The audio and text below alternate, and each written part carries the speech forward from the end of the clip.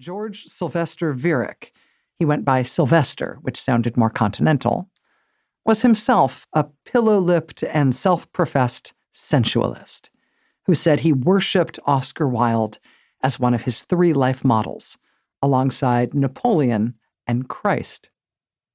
Viereck wrote, "Wilde is splendid. I admire, nay, I love him. He is so deliciously unhealthy, so beautifully morbid. I love all things evil.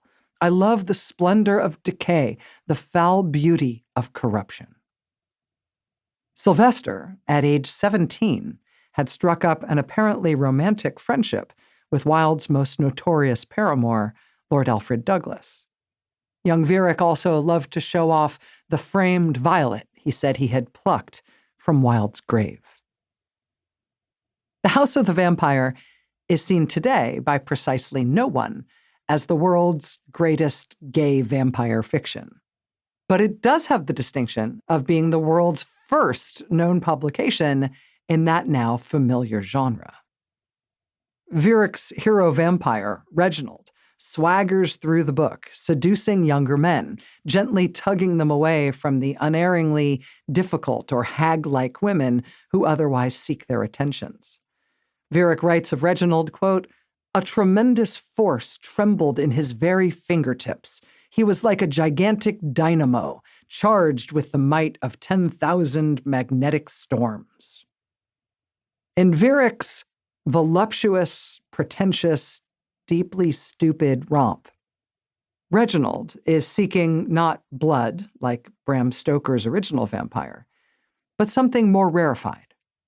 He squeezes from his prey every drop of literary, musical, and aesthetic juice that they possess, quote, "absorbing from life the elements essential to artistic completion," as the hero explains.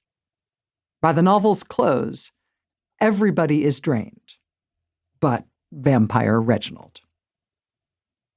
Viereck wrote about his first novel, "In every age there have been great men, and they became great by absorbing the work of other men.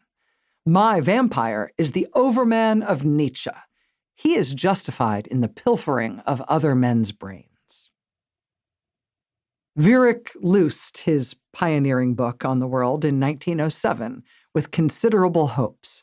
He wrote to one critic, "You've heard of the great American novel? Well, I've written it."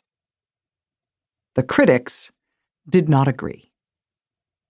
One wrote, "The style of the book was quite impossible, keyed from the first word to the last in the highest pitch of emotion." Still, though, the book did sell, and it even had its own brief run on the stage, in an adaptation by a man who later co-wrote the screenplay for The Wizard of Oz. George Sylvester Viereck had been born in Munich and immigrated to America with his parents in 1896, when he was 11 years old. He had always been drawn to the memory and the landscape of his birthplace. There was mystery and intrigue in Sylvester's family history in Germany, including unproved claims to royal lineage. Viereck's father, Louis, was rumored to be the issue of a brief affair between a famous stage actress in the Prussian royal court and Kaiser Wilhelm I. The Kaiser, if he was indeed the father, was in no position to acknowledge this son, and he never did. Royalty or not, Louis ended up a Marxist, joining the anti-monarch Socialist Party in Germany, and possibly getting involved in a plot to assassinate the Kaiser. This tale seems a tad on the nose in the Oedipal sense, but it is true that Louis was run out of Berlin, and then Munich, and then all of Germany on account of his Marxist proclivities.